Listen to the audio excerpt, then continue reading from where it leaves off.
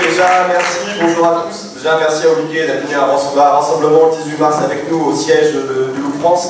Merci au NPA aujourd'hui de nous donner une tribune en fait, pour qu'on puisse s'exprimer, c'est super important pour nous, surtout dans ce moment de lutte. En fait, moi je m'appelle David, je suis le représentant de la section syndicale Sud des commerces et services chez l'ancienne du Look, qui est une boîte de prêt-à-porter anglaise, donc très présente en Angleterre, 600 magasins, 30 en France, 31 il y a encore quelques mois. En fait, aujourd'hui, clairement, nous, aujourd'hui, on est en lutte. On est en lutte en fait contre une direction qui ne nous respecte pas. En fait, on est en lutte contre une direction qui a mis en place un PSE en septembre 2018 et qui prévoyait la fermeture de 20 magasins sur 31 avec un licenciement de plus de 200 personnes.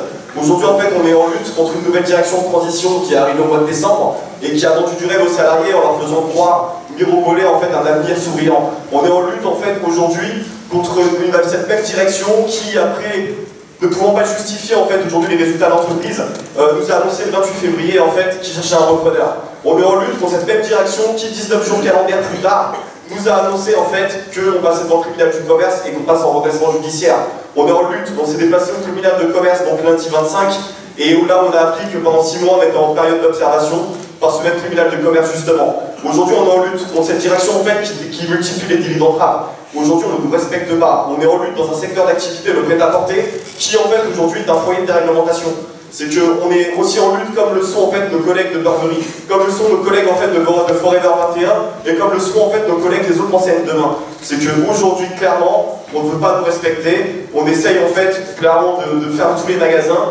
Nous, ce qu'on demande aujourd'hui, en fait, c'est qu'un groupe anglais prenne ses responsabilités, en fait. Parce que là, on profite, en fait, de la législation française qu'on ne respecte pas non plus pour essayer, en fait, aujourd'hui, de passer par la GS pour payer nos salaires, etc.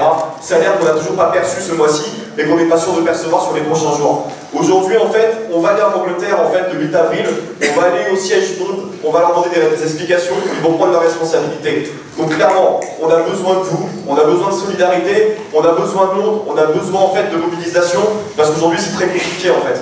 Des gens espèrent encore aujourd'hui en fait que l'avenir pourra s'améliorer. Nous on n'y croit pas, on annonce depuis des mois en fait ce qui se passe, et aujourd'hui c'est très compliqué en fait. Donc nous on est en lutte, on lâchera rien, on est déterminés et on va tout brûler s'il le faut, parce qu'aujourd'hui nos manifestations, on est proches du mouvement ultra, on chante, on craque des fumées et on s'en fout, on fait du reste. Et en fait, pour finir là, avant de laisser la parole à mes collègues, je vais reprendre une citation simple, un peu connue de tout le monde, et du coup je pense que votre NPA vous la connaissez bien. En fait, le présent est fait de lutte et l'avenir nous appartient.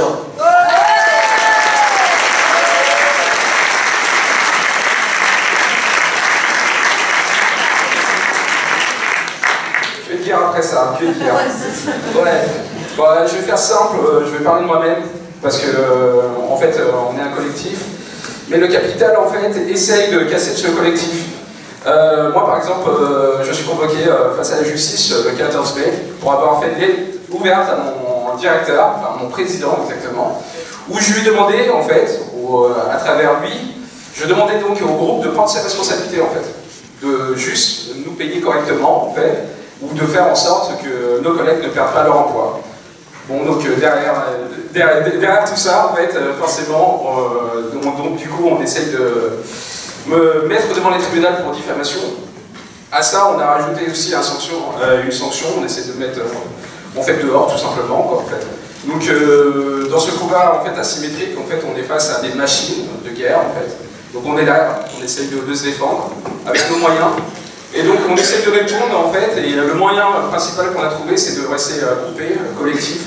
On essaie, comme le dit très bien David, de ramener le maximum de personnes, parce qu'on sait que, encore une fois, c'est un combat asymétrique, donc en termes de pouvoir, ils ont le pouvoir, ils ont la justice avec eux, ils ont tous les outils. Nous, on a juste notre détermination et notre collectif.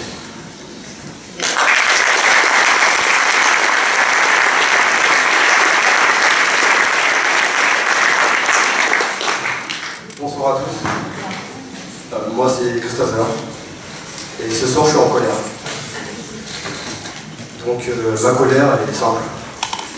Ça fait 6 ans que je travaille pour le Look. Ça fait 6 ans que je trime comme un chien pour un petit SMIC. Et quand je vois comment ils nous traitent maintenant, je suis dégoûté. Dégoûté de tout. Et ce dégoût, je le mets où? Je le mets dans quoi? Dans la lutte. Donc je suis délégué personnel, secrétaire du CHSCT, Et donc, comme l'ont dit mes camarades, depuis 6 mois, on se bat. On se bat nuit et jour. On sacrifie nos vies privées. C'est H24. Et je vais vous donner un exemple, tout simple.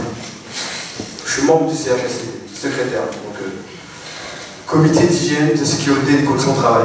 Donc ce qui est important.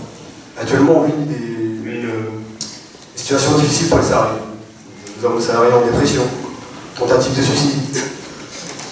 Donc moi, avec les moyens que j'ai, les peu de moyens, j'essaye de donner des conditions aux salariés. Eh ben non, on a une direction qui refuse ce comité. Le CHSCT pour eux est obsolète, n'existe pas. Ils essayent de l'effacer. Et donc là je suis en colère vraiment. Je sais pas comment vous dire ça, mais on se sent seul, impuissant. On a beau faire tous les recours possibles devant la justice, personne ne nous entend. Ils laissent crever des gens. On était 470 salariés. Au moins d'un an, on perd 100 salariés. Là, on est 370. Dans quelques mois, il n'y aura plus personne. Plus de boulot, plus rien. Chômage, RSA, rien. Personne ne nous écoute. C'est pour ça qu'on est là aujourd'hui. Pour donner de la voix. Parce que New Look, ok, c'est le prêt-à-porter.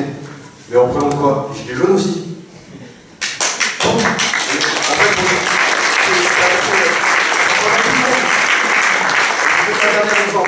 Pour vous montrer que la direction, pour moi la direction c'est des tueurs. Un exemple. Ce matin même, j'ai eu une petite discussion avec mon DRH. Et pour montrer l'attitude qu'il a envers les salariés, et ben, il me regarde et il me dit, grosso modo, ben, rigolez. Faites ce que vous allez faire, levez les bras, grattez-vous en dessous des aisselles et ricalez comme un singe. Voilà, on a une direction comme ça, qui nous dénigre, nous insulte et qui utilise la violence contre nous. Voilà, c'est pour ça qu'on est là ce soir, pour mobiliser cette action et vraiment la pleine retraite encore une fois. Voilà.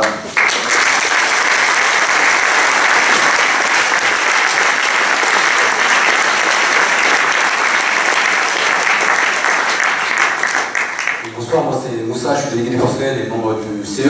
Donc pour appuyer ce que vient de dire Christopher, on est vraiment face à des personnes particulières, c'est des mercenaires. On va dire ils sont là pour on va dire, organiser la défaillance de l'entreprise. Moi c'est comme ça qu'on voit. Et depuis 6 mois on voit ce que vous avez arrivé. Je vais vous donner un autre exemple que Christopher a pu donner, par exemple sur ce qu'il vient de dire là. Pas plus tard qu'en janvier 2019. Le 8, le jour des soldes, Christopher a été on va dire, violenté par le président de l'entreprise, qui l'a bousculé et qui l'a traité de vermine. Voilà.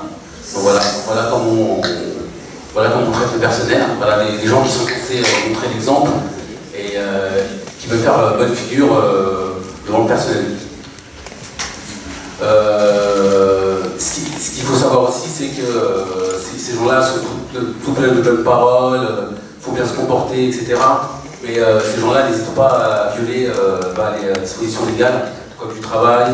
Là, dernièrement, Christopher avait demandé à ce qu'on organise une réunion pour risque grave, parce que forcément, la santé physique et mentale des salariés est impactée. Et ça, rien à faire. Et même en allant en justice, on ne nous a pas donné raison, on nous a dit qu'il n'y avait pas de risque grave. Il y a des salariés qui sont en détresse. Comme pouvait dire Christopher, constamment on a des coups de téléphone de salariés qui ne savent plus donner de la tête parce qu'ils ne savent pas où ils vont en fait. Donc voilà, quotidiennement déjà on subit le mépris de la direction. On subit aussi le fait que les membres de la direction nous insultent. Et en plus en justice, pour l'instant on n'est pas trop aidé quoi. Donc du coup aujourd'hui moralement c'est pas évident, c'est pour ça qu'on a besoin de tout le monde comme on dit, toutes les bonnes volontés sont les bienvenues pour nous épauler. Donc voilà, Donc voilà ce que je peux dire par rapport à notre situation. Aujourd'hui, on continue à se battre parce que on est passé au tribunal de commerce lundi dernier et ils ont décidé de nous mettre en redressement judiciaire avec une période d'observation de 6 mois, sachant que dans les 6 mois, ils peuvent avoir des magasins qui peuvent fermer à tout moment. Voilà.